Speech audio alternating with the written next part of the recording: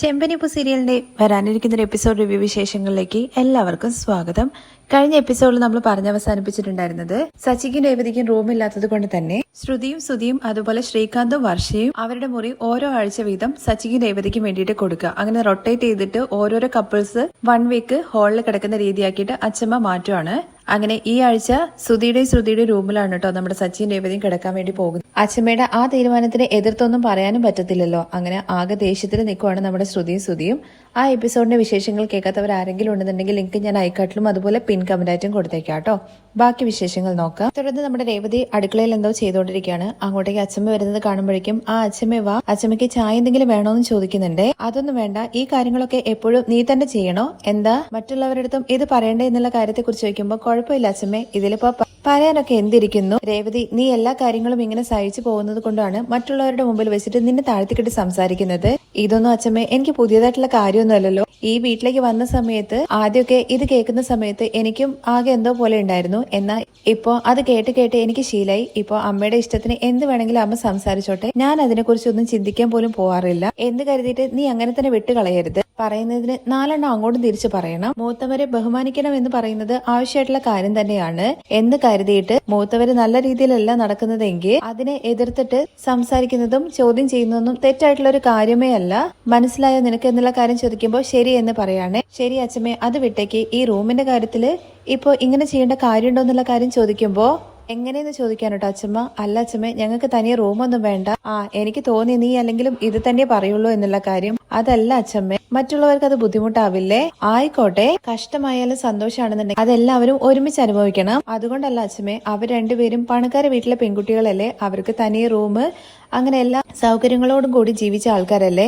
എനിക്ക് ഹാളിൽ തന്നെ പായിട്ട് കിടന്ന് ശീലായി അച്ഛമ്മേ. ഇത് നോക്ക് രേവതി, നമ്മൾ ജീവിതത്തിൽ ഒരു കാര്യം ചെയ്ത് ശീലിച്ചു എന്ന കാര്യം വിചാരിച്ചും കൊണ്ട് അവസാനം വരെ നമ്മൾ അങ്ങനെ ജീവിക്കണം എന്ന അർത്ഥമില്ല. ഒരിക്കലും അമ്മിക്കല്ല് പോലെ ഒരേ ഇടത്ത് തന്നെ നിൽക്കരുത്. ജീവിതത്തിൽ മുന്നേറ്റം ഉണ്ടാക്കണം. നീ ഇപ്പോ വണ്ടിയിലല്ലേ പോവിക്കുന്നത് എന്ന് കരുതിയിട്ട് എപ്പോഴും അങ്ങനെ തന്നെ നിൽക്കാൻ പറ്റുമോ? നിനക്ക് വലിയ കട വെക്കണം എന്നുള്ള ആഗ്രഹം ഉണ്ടാവില്ലേ? അതെങ്ങനെ അച്ഛമ്മേ ഇല്ലാതിരിക്കുക? അതുപോലെ തന്നെയാണ് രേവതി ഈ കാര്യവും. നമ്മുടെ ജീവിതത്തിൽ ചില വസതികളും ചേർത്തണം. അതൊക്കെ അച്ഛമ്മേ എനിക്ക് മനസ്സിലാകുന്നുണ്ട്. പക്ഷെ ഞങ്ങൾ കാരണം ആർക്കൊരു വിഷമം ഉണ്ടാവരുതെന്നാണ് ഞാൻ വിചാരിക്കുന്നത്. പുതിയ റൂം കിട്ടുന്നത് വരെ ഞങ്ങൾ പുറത്ത് തന്നെ കിടന്നോളാം. എങ്ങനെ, നീ ഹാളിലും സച്ചി ടെറസിലാണോ എന്നുള്ള കാര്യം അച്ഛമ്മ ചോദിക്കുമ്പോ അതെ എന്ന് പറയാൻ കേട്ടോ. ഒന്ന് പോടി ബുദ്ധി കിട്ടവളെ എന്ന് പറഞ്ഞിട്ട് അച്ഛമ്മ ഒരു അടി കൊടുക്കുന്നുണ്ട് കേട്ടോ. എന്താ അച്ഛമ്മ അടിക്കുന്നതെന്നുള്ള കാര്യം ചോദിക്കുമ്പോ നീ ഇവിടെയും അതുപോലെ അവൻ ടെറസിലും കിടന്നു കഴിഞ്ഞാൽ പിന്നെ എങ്ങനെയാണ് നിങ്ങൾക്കെന്ന് വെച്ചൊരു കുട്ടി ഉണ്ടാവുക? നീ എന്താ കുന്തി ദേവിയാണോ? മുകളിലുള്ളവനെ കണ്ടു കഴിഞ്ഞാൽ ഉടനെ നിനക്ക് കുഞ്ഞുണ്ടാവാൻ വേണ്ടിയിട്ട്? അത് കേൾക്കുമ്പോ രേവതി ചിരിക്കുന്നുണ്ട് കേട്ടോ. ഓൾറെഡി ഈ വീട്ടിൽ ഒരുപാട് പ്രശ്നങ്ങളുണ്ട് എന്നുള്ള കാര്യത്തെക്കുറിച്ച് പറയുന്നുണ്ട്.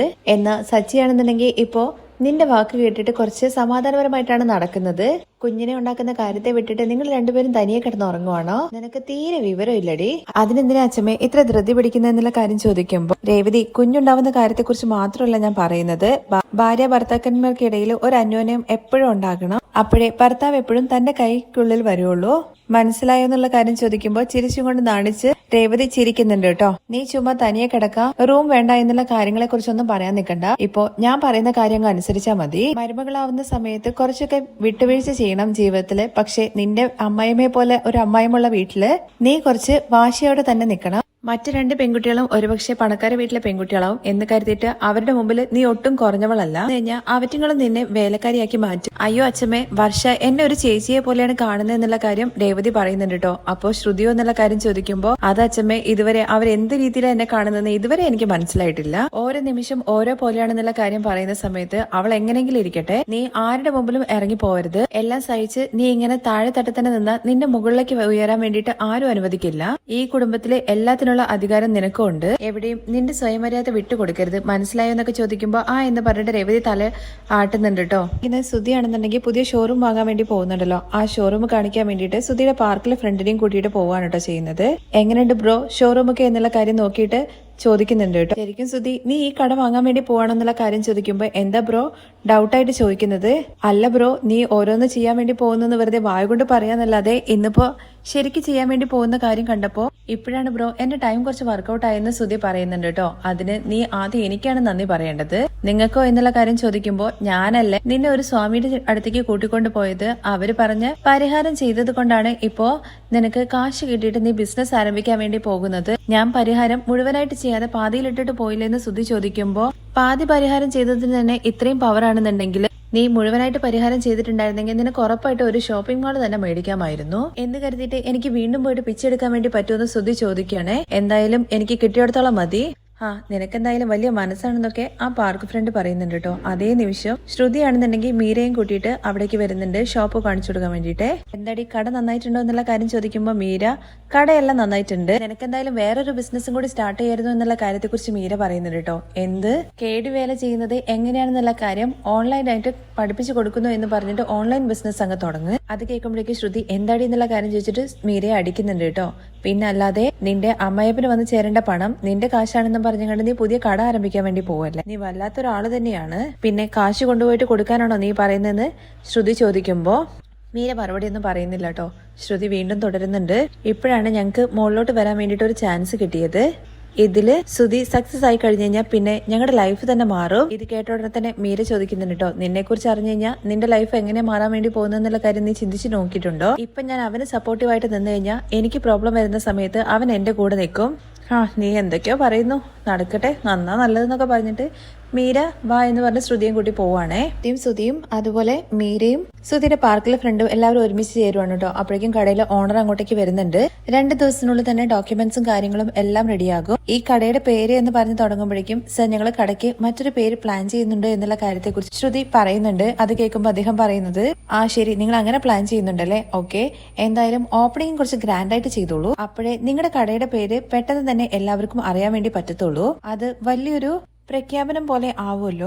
ഞങ്ങളും ആ ഐഡിയ തന്നെയാണ് ഉള്ളത് എന്ന് ശ്രുതി പറയുന്നുണ്ട് കേട്ടോ. നമ്മൾ ചെയ്യേണ്ട ജോലി സത്യസന്ധമായിട്ട് ചെയ്യുകയാണെന്നുണ്ടെങ്കിൽ ആ ജോലി തന്നെ നമുക്ക് വലിയ പേര് മേടിച്ചു തരും. ഞാൻ അങ്ങനെയാണ് മുന്നോട്ട് വന്നത്, ഞങ്ങളും അതുപോലെ തന്നെ ആവണമെന്ന് പറയുമ്പോൾ താങ്ക് യു സർ എന്ന് പറയാണ്. അങ്ങനെ അവരവിടുന്ന് പോവാണ് കേട്ടോ. തുടർന്ന് പാർക്കിൽ ഫ്രണ്ട് ചോദിക്കുന്നുണ്ട് എന്നാണ് നിങ്ങൾ കട ഓപ്പൺ ആക്കാൻ വേണ്ടി പോകുന്നത് എന്നുള്ള കാര്യത്തെ കുറിച്ച്. നെക്സ്റ്റ് വീക്കിന്ന് ശ്രുതി ഏതെങ്കിലും വലിയൊരു ഹീറോനെ വിളിച്ചിട്ട് കട ഓപ്പൺ ചെയ്യണം എന്നുള്ള കാര്യത്തെ കുറിച്ച് പറയുമ്പോഴേക്കും മീര കുറച്ച് നടിമാരുടെ പേരൊക്കെ പറയുന്നുണ്ട് കേട്ടോ. എന്നിട്ട് അവരെ വിളിച്ചിങ്ങാണ്ട് ഓപ്പണിംഗ് നടത്തിയാലോ എന്നുള്ള കാര്യം ചോദിക്കുകയാണേ. ഇത് കേട്ട ഉടനെ തന്നെ പാർക്കിലെ ഫ്രണ്ട് ഈ കടയിലേക്കൊക്കെ അവരാരെങ്കിലും വരുമോ, കടയുടെ അളവിനനുസരിച്ച് ചിന്തിക്കാൻ വേണ്ടി പറയുന്നുണ്ട് കേട്ടോ.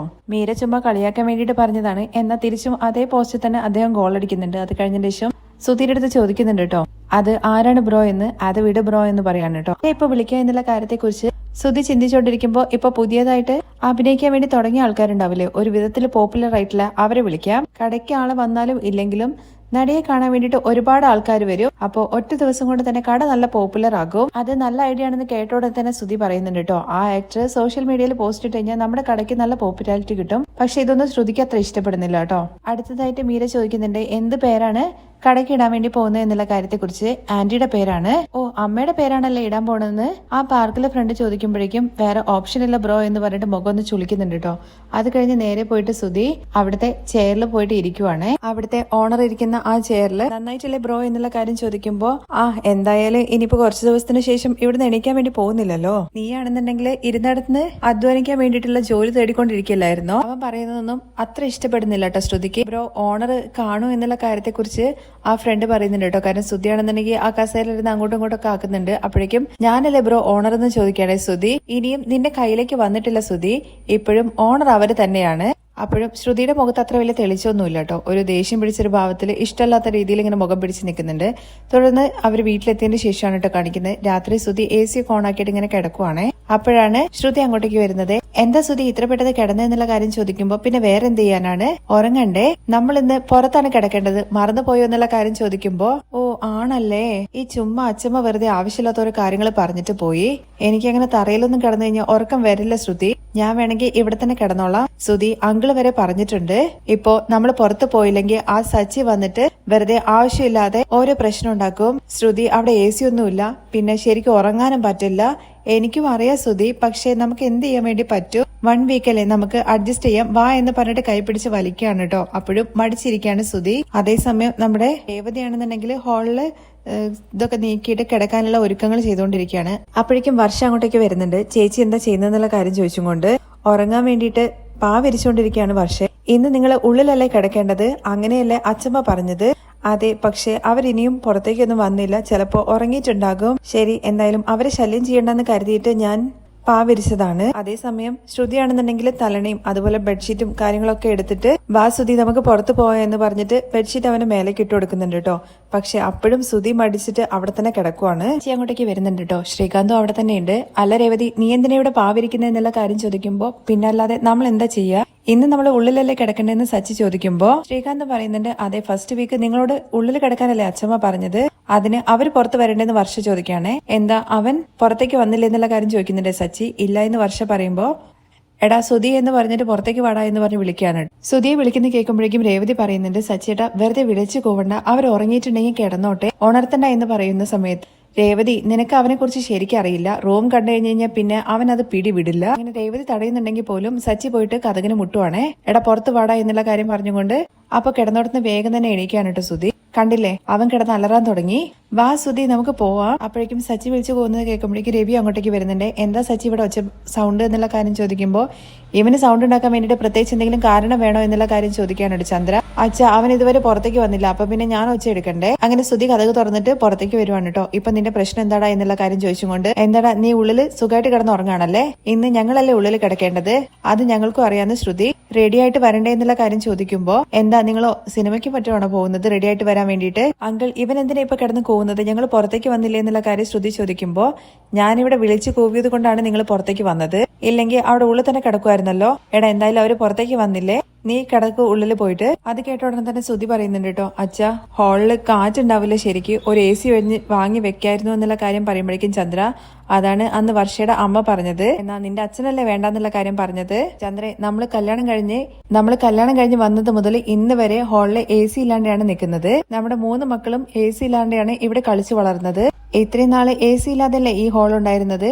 എന്താണെന്നുണ്ടെങ്കിലും ബന്ധുക്കാരെ വീട്ടിൽ നിന്ന് സാധനങ്ങൾ മേടിക്കുന്നത് നമുക്ക് നല്ലതാണോ? അപ്പോഴേക്കും വർഷ ചോദിക്കുന്നുണ്ട് കേട്ടോ, അങ്കിൾ എന്തിനാ ഇങ്ങനെയൊക്കെ ചിന്തിക്കുന്നത്, ഇപ്പൊ സമ്മർ ടൈമിൽ എന്ത് ഹീറ്റാണ്, 2 പേർക്ക് റൂമും കൂടിയില്ല, അതുകൊണ്ടാണ് മമ്മി പറഞ്ഞത്, ഇപ്പൊ പറഞ്ഞാലും അമ്മ AC അയച്ചു തരും, ഈ സമയം കടയൊക്കെ അടച്ചിട്ടുണ്ടാവില്ലേ, എപ്പോഴാ കട കുത്തി പൊളിച്ചിട്ടാണോ കൊണ്ടുവരാന്നുള്ള കാര്യം സച്ചി ചോദിക്കുന്നുണ്ട് കേട്ടോ. എന്തിനാ സച്ചിട്ട് ഇങ്ങനെയൊക്കെ പറയുന്നതെന്നുള്ള കാര്യം ശ്രീകാന്ത് ചോദിക്കുമ്പോഴേക്കും വർഷ പറയുന്നുണ്ട്, നമ്മൾ കഷ്ടപ്പെടരുതെന്ന് കരുതിയിട്ടാണ് അമ്മ അങ്ങനെ പറഞ്ഞത്. വർഷ ഇവിടെ ആർക്കും ഒരു കഷ്ടപ്പാടും ഇല്ല, ചൂടുകാലം ഈ മാസത്തോടുകൂടി കഴിയും, പിന്നെ AC-യുടെ ആവശ്യം തന്നെ വരില്ല, ഒരു ദിവസത്തെ കൂത്തിന് വേണ്ടിയിട്ട് എന്തിനാ ഈ ആവശ്യമില്ലാത്ത ചെലവ്. അപ്പോഴേക്കും ചന്ദ്രമതി പറയുന്നുണ്ട്, ഈ രവിയേട്ടന് അല്ലെങ്കിലും ഇങ്ങനെ തന്നെയാണ്, പണ്ട് മുതലേ ഒരു കാര്യത്തിനും ചെലവാക്കാൻ വേണ്ടി സമ്മതിക്കില്ല, വീട്ടിലേക്ക് ആവശ്യമുള്ള ഒരു കാര്യവും ചെയ്യില്ല, എന്നാൽ ആവശ്യമില്ലാത്ത ആൾക്കാരെ കൂട്ടിക്കൊണ്ട് വന്നിട്ട് നടു വീട്ടിൽ കൊണ്ടേ ഇരുത്തും. അത് കേട്ട ഉടനെ തന്നെ സച്ചി പറയുന്നുണ്ട്, എന്തായാലും രേവതി ഇന്ന് അമ്മ നന്നായിട്ട് കിടന്നുറങ്ങും, അത് സച്ചിയുടെ എന്നെ കുറിച്ച് പറഞ്ഞത് കൊണ്ടല്ലേ.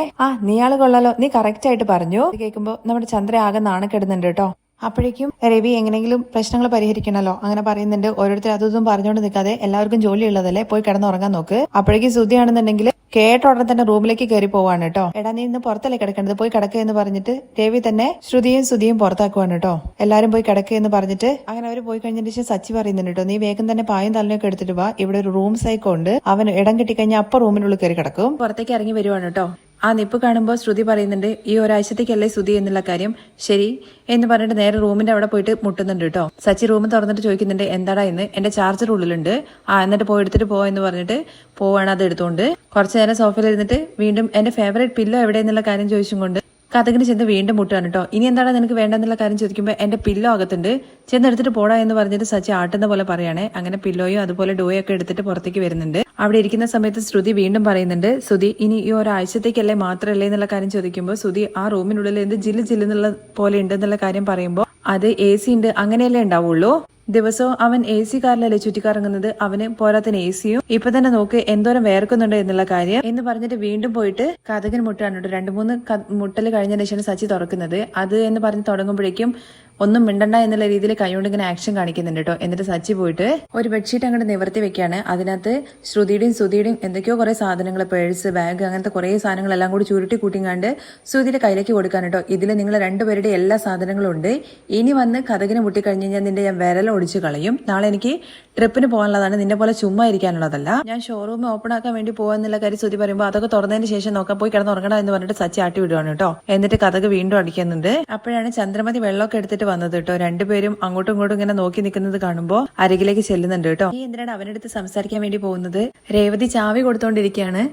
മര്യാദയ്ക്ക് പോയിട്ട് കിടന്നുറങ്ങാൻ നോക്കുക എന്ന് പറഞ്ഞിട്ട് ചന്ദ്രമതി ഉള്ളിലേക്ക് കയറി പോവാണ് കേട്ടോ. അത് കഴിഞ്ഞ് ശ്രുതി വീണ്ടും പറയുന്നുണ്ട്, ശ്രുതി നീ ഫീൽ ചെയ്യണ്ട എന്നുള്ള കാര്യത്തെക്കുറിച്ച്. സോറി ശ്രുതി, നീ വലിയ വീട്ടിലെ പെൺകുട്ടിയല്ലേ, എന്നിട്ട് നമുക്ക് തനിയൊരു റൂമില്ലാതെ നിന്നെ ഞാൻ ഈ ഹാളിൽ കിടത്തിയില്ലെന്നൊക്കെ ചോദിക്കുമ്പോൾ അതൊന്നും കുഴപ്പമില്ല എന്ന് പറയാണ് കേട്ടോ. എന്തായാലും നമ്മൾ ബിസിനസ് സ്റ്റാർട്ട് ചെയ്തിട്ട് ബിസിനസ് ഒക്കെ നന്നായിട്ട് ഡെവലപ്പ് ചെയ്ത് നമുക്ക് തനിയൊരു ഫ്ലാറ്റ് മേടിക്കണം എന്നുള്ള കാര്യം പറയണേ. തനിയെ പോകുന്ന കാര്യത്തെക്കുറിച്ചാണ് ശ്രുതി പറയുന്നത് എന്നുള്ള കാര്യം ചോദിക്കുമ്പോൾ, അല്ല പക്ഷെ നമുക്ക് തനിയെ ഒരു ഫ്ലാറ്റ് വേണം, അപ്പോ നമ്മളെടുത്ത് റൂം വിട്ടിട്ട് പുറത്തേക്ക് പോകുന്ന ആരും പറയില്ലല്ലോ. ശ്രുതി പറയുന്നത് കറക്റ്റ് തന്നെയാണ്. കുറച്ചുനാൾ കഴിഞ്ഞിട്ട് നമുക്ക് നല്ലൊരു അപ്പാർട്ട്മെന്റ് നോക്കിയിട്ട് മേടിക്കാം. സച്ചി രേവതി ആണെന്നുണ്ടെങ്കിൽ മുറിയിൽ കിടക്കാൻ വേണ്ടി പോവാണ്. രേവതി പതിവ് പോലെ തന്നെ താഴെ പാവിരിച്ചിട്ടാണ് കേട്ടോ കിടക്കുന്നത്. അല്ല രേവതി, നീ എന്തിനിവിടെ കിടക്കുന്നത്? കട്ടിലിൽ കിടന്നാ പോരെ എന്നുള്ള കാര്യം ചോദിക്കുന്ന സമയത്ത്, അത് വേണ്ട സച്ചേട്ടാ, എനിക്കിവിടെ താഴെ കിടന്നാലേ ഉറക്കം വരുള്ളൂ എന്നുള്ള കാര്യം പറയാണ് കേട്ടോ. ഇതിപ്പോ ഇന്ന് നമുക്ക് കിട്ടി, ഇനി എത്ര ദിവസം നമുക്ക് കിട്ടും എന്നുള്ള കാര്യം അറിയില്ല. ഇതിങ്ങനെ മാറിക്കൊണ്ടേയിരിക്കും. കാര്യം പറഞ്ഞു കഴിഞ്ഞാല് സീറ്റ് ഇല്ലാത്ത ബസ്സിലെ വിൻഡോ സീറ്റ് കിട്ടിയതുപോലെ ആയിരിക്കും. എപ്പോ വേണമെങ്കിലും അത് മാറാൻ സാധ്യതയുണ്ട്. അപ്പോ നമ്മളെ റൂമിൽ ബെഡിൽ കിടന്നപ്പോൾ നിനക്ക് ഉറക്കം വന്നായിരുന്നല്ലോ എന്നുള്ള കാര്യം ചോദിക്കുമ്പോൾ അത് വേറെ ഇത് വേറെ. സച്ചിട്ടും ഭാവിരിച്ചിട്ട് ബെഡിൽ കിടന്നു എന്നുള്ള കാര്യം പറയാണേ. അത് വേണ്ട, ഞാനും നിന്റെ അടുത്ത് തന്നെ കിടക്കുള്ളൂ, അത് ശീലായി പോയി എന്നുള്ള കാര്യം പറയാണേ. നിന്റെ അടുത്തിരിക്കുന്ന സമയത്ത് എപ്പോഴും ഒരു പൂവ് വാസന ഉണ്ടാകും, നീ അടുത്തില്ലെങ്കിൽ ആ സ്മെല്ല് ഉണ്ടാവില്ല എന്നുള്ള കാര്യം പറയുന്ന സമയത്ത്, അങ്ങനെയാണെങ്കിൽ ഫ്രിഡ്ജിൽ നിന്ന് കുറച്ച് പൂവ് എടുത്തിട്ട് നിങ്ങളുടെ മേലിൽ കൊണ്ട് ഇട്ട് തരട്ടെ എന്നുള്ള കാര്യം ചോദിക്കാൻ കേട്ടോ. അത് വേണ്ട, നീ എന്റെ കൂടെയില്ലേ, അത് മതി. എന്നിട്ട് രേവതിയെ ചേർത്ത് പിടിക്കാൻ കേട്ടോ. അതേസമയം ശ്രുതിക്കാണെന്നുണ്ടെങ്കിൽ ഉറക്കം വരുന്നില്ല കേട്ടോ. ശ്രുതി പോയിട്ട് വെള്ളം എടുത്തോണ്ട് വന്നിട്ട് ചോദിക്കുന്നുണ്ട്, എന്താ ശ്രുതി നിനക്ക് ഉറക്കം വരുന്നില്ല എന്നുള്ള കാര്യം. ഉറക്കം വരുന്നില്ല, ഒരാഴ്ചത്തെ കാര്യമല്ലേ ഉള്ളൂ സുധി, മാസത്തിലെ 2-3 ആഴ്ച ഇങ്ങനെയല്ലേ നടക്കാൻ വേണ്ടി പോകുന്നത്? ഇല്ല സുധി, നെക്സ്റ്റ് വീക്ക് തന്നെ ഇതിനൊരു തീരുമാനം വരും, നോക്ക്. എങ്ങനെയെന്നുള്ള കാര്യം ചോദിക്കാൻ കേട്ടോ സുധി. നെക്സ്റ്റ് വീക്ക് വർഷയും ശ്രീകാന്തും പുറത്ത് കിടക്കണം. എനിക്ക് വർഷയെ കുറിച്ചിട്ട് നന്നായിട്ട് അറിയാം. അവളെ കൊണ്ട് ഇങ്ങനെ പുറത്തൊന്നും കിടന്നുറങ്ങാൻ പറ്റും. അവൾ ഉറപ്പായിട്ടും ഒരു പ്രോബ്ലം ഉണ്ടാക്കും. അപ്പോ നടക്കേണ്ട കാര്യങ്ങളെല്ലാം തനിയെ നടന്നോളൂ, ഇപ്പൊ നീ കിടന്നുറങ്ങിക്കോ. അങ്ങനെ സുധിയും അതിനെക്കുറിച്ച് ഇങ്ങനെ ആലോചിച്ച് കിടന്നുറങ്ങുവാണ് കേട്ടോ. ബാക്കി വിശേഷങ്ങൾ കേൾക്കാൻ താല്പര്യമുണ്ടെന്നുണ്ടെങ്കിൽ നെക്സ്റ്റ് എപ്പിസോഡ് ഒന്ന് കമന്റ് ചെയ്യണം.